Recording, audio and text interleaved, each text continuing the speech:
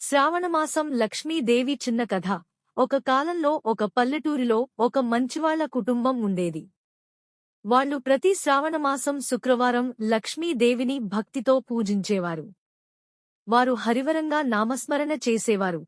పసుపు, కుంకుమ, తాంబూలాలతో దేవిని అలంకరించి పాయసం నైవేద్యంగా పెట్టేవారు.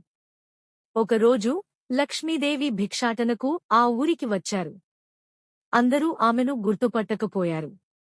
కాని ఆ కుటుంబంలో పెద్దమ్మ తన చేతులారా అమ్మవారికి భోజనం పెట్టింది, ఆశీర్వాదం కోరింది. లక్ష్మీదేవి ఆనందంతో అసలైన రూపంలో ప్రత్యక్షమై, నీ భక్తికి మెచ్చిపోయాను. నీ ఇంటికి శ్రీవృష్టి ఎప్పుడూ ఉంటుంది.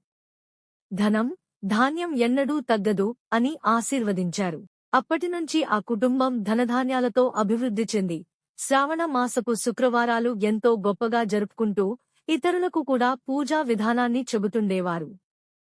ఈ కథ ద్వారా శ్రావణమాసంలో లక్ష్మీదేవిని భక్తితో పూజిస్తే ఆమె ఆశీర్వాదం మన జీవితం మొత్తం వెలుగులోకి తీసుకురావచ్చునని తెలుసుకుంటాం.